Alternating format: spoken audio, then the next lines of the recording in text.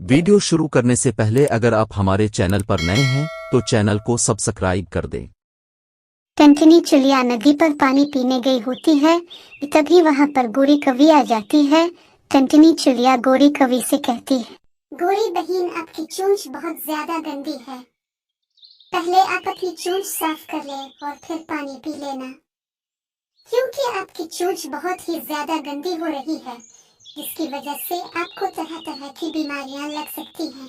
लेकिन गोरी कवि इसकी एक नहीं सुनती और उसके साथ लड़ाई शुरू कर देती है। इतने में वहाँ मोटा कबूतर आ जाता है और उनसे कहता है, क्यों तुम दोनों इतना लड़ रही हो?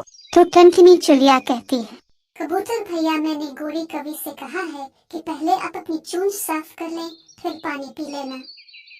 इस बात पर गुस्सा होकर उसने मुझसे लड़ाई शुरू कर दी।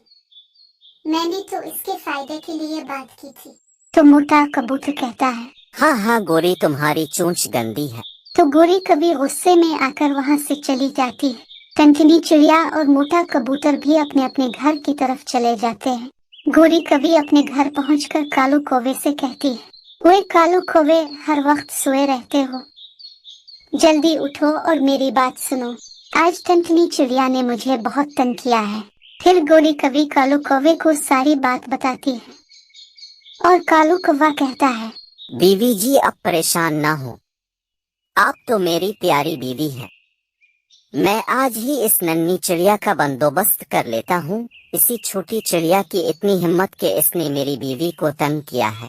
टंटनी चिड़िया जब घर पहुँचती है तो उसकी बेटी गुड़िया उसे देखकर रोने लग जाती है। कहती है, मम्मा, ये चोट आपको कैसे लगी है?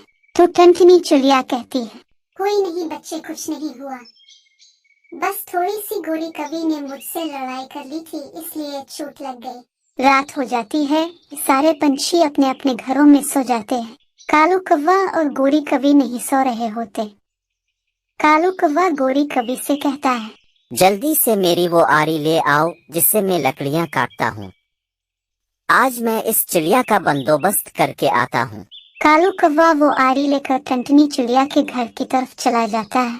जिस पेड़ की शाख पर टंटनी चिड़िया का घर बना होता है, वो इसे आरी से काटना शुरू कर देता है। थोड़ी ही देर बाद वो घोंसले समेत जमीन पर गिर जाती है और वो बहुत रोने लग जाती है। तभी वहाँ मोटा कबूतर और तोता आ जाते हैं और वो पूछते हैं, क्या हुआ टंटनी, तुम्हारा घोंसला कैसे टूट गया? न जाने किसने मेरे पेड़ की डाल को काट दिया है, मेरा घोंसला भी टूट गया है।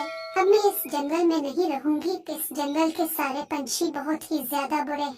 वो रोते हुए अपनी बेटी गुड़िया को लेकर दूसरे जंगल चली जाती है।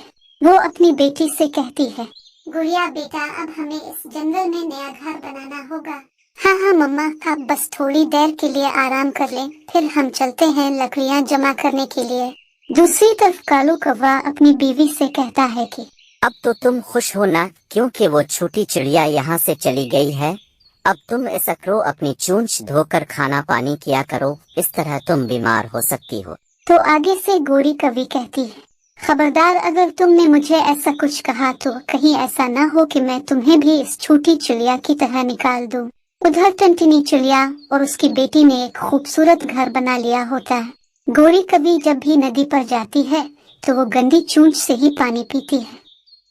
एक दिन वहाँ तोता बैठा होता है और कहने ही वाला होता है कि तुम्हारी चोंच गंदी है। फिर से टंटनी चिड़िया के साथ हुआ वाकया याद आ जाता है, इसलिए वो इसे कुछ नहीं कहता, बस वो जल्दी जल्दी वहाँ से चला जाता है। गोरी कवि रोजाना अपनी गंदी चोंच के साथ पानी पीकर घर आ जाती है।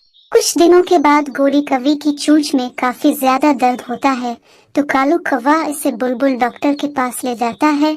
बुलबुल डॉक्टर चेकअप करने के बाद कहती है, कालू कौवे, गोरी की चोंच में काफी ज्यादा जरासीम होने की वजह से चोंच सड़ गई है, हमें गोरी की चोंच को काटना पड़ेगा।